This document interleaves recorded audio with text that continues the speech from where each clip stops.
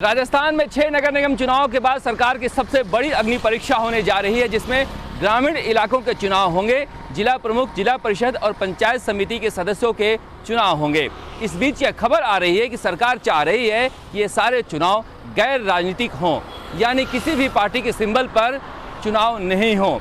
अब सवाल उठने लगा है कि आखिर सरकार की ऐसी मंशा अचानक क्यों हो गई? क्या सरकार को डर लग रहा है? क्या ऐसा लग रहा है कि जिस तरह से लंबे समय तक कोरोना रहा, कोरोना की वजह से बहुत सारे काम नहीं हो पाए, इस बीच सचिन पायलट और मुख्यमंत्री अशोक गहलोत में झगड़ा रहा, जिसकी वजह से बहुत अच्छा संदेश ग्रामीण इलाकों में नहीं गया है। क्या इस वजह से सरकार ऐसा सोच रही है, या फिर सरकार इसलिए ऐसा सोच रही है कि गाँव में पार्टी के आधार पर वह मनस्यता हो जाती है, कटुता हो जाती है, और जिस तरह से कोरोना काल है, इसमें प्रचार के दौरान भारी भीड़ उमड़ेगी, उस भीड़ को रोकने के लिए ज़रूरी है कि चुनाव गैर राजनीतिक हो। लेकिन जिस तरह से विपक्ष कह रहा है, अब बीजेपी का कहना है कि ऐसा लगता है कि सरकार डरी हुई है, इसीलिए पार्टी के सिंबल पर चुनाव नहीं कराना चाह रही है। बीजेपी के प्रदेश अध्यक्ष सतीश पूनिया कह रहे हैं कि 1990 में ही सभी पार्टियों ने मिलकर जब तय कर लिया है कि पार्टी के सिंबल पर चुनाव होंगे, तो ऐसे में सरकार अध्यादेश लाकर इस नियम को क्यों रद्द करना चाहती है? जाहिर तौर पर चुनाव में वक्त कम है, कानून बनाए नहीं जा सकते हैं, इसलिए अध्यादेश लाकर ही इस तरह के चुनाव कराए जा सकते हैं।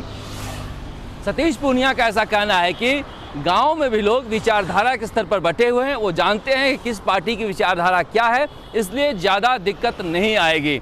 दूसरी तरफ ऐसा सरकार का सोचना है कि जिस तरह से गांव में माहौल खराब हो रहा है, उसे देखते हुए अगर सरपंच और उप सरपंच के तर्ज पर चुनाव कराए जाएं तो हो सकता है क्या काम ज़्यादा हो। जो गांव में लोग चुन के आएंगे वहां से, ग्रामीण इलाके से, वो बिना भेदभाव के काम कर पाएंगे। लेकिन बड़ा सवाल है कि पार्टी सिस्टम इसीलिए तो बनाया गया है कि लोग अपनी विचारधारा को पहुँचाएँ।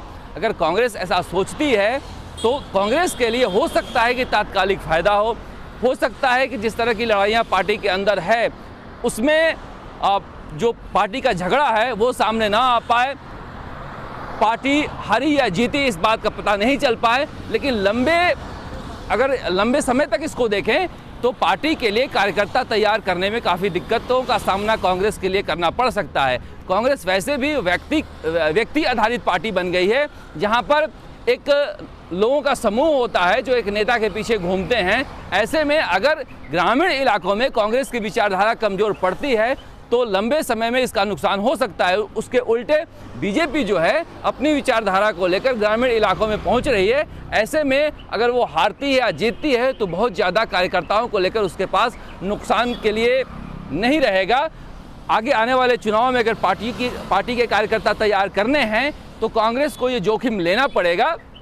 ऐसा लग रहा है जैसा कि सारे लोगों का कहना है कि जाट हैं, गुर्जर हैं, मीणा हैं, इनमें आपस में कांग्रेस के नेताओं को लेकर फूट है, तो हो सकता है कि ग्रामीण इलाकों में चुनाव में कांग्रेस को नुकसान उठाना पड़ सकता है, इसलिए ऐसा कांग्रेस सोच रही है। हालांकि अभी तक इस बारे में सरकार खुलकर सामने नहीं आई है। जैसा कि खबर से पता चला है कि जो प्रभारी मंत्री हैं वो विधायकों से राय ले रहे हैं, पूछ रहे हैं। हालांकि ज़्यादातर विधायक हैं वो कह रहे हैं कि नहीं, पार्टी के स्तर पे ही चुनाव होना चाहिए, पार्टी के सिंबल पे ही चुनाव होना चाहिए, क्योंकि कार्यकर्ता तैयार करने भी जरूरी हैं। जैसे कि ये खबर आई है कि जो प्रभारी हैं सिरोही के प्रमोद जैन भाया, उन्होंने संयम लोढ़ा से इस बारे में फीडबैक लिया, तो संयम लोढ़ा ने कहा कि नहीं, पार्टी के सिंबल पे ही चुनाव होना चाहिए। तो हालांकि सरकार इस तरह के फीडबैक ले रही है, लेकिन सरकार के फीडबैक लेने से इस तरह का संदेश गया है कि हो सकता है कि सरकार डर रही हो। लेकिन राजनीति में सब तो साहस का ही खेल है, जो डर गया सो मर गया। कैमरामैन चेतन के साथ राजस्थान तक के लिए जयपुर से शरद कुमार।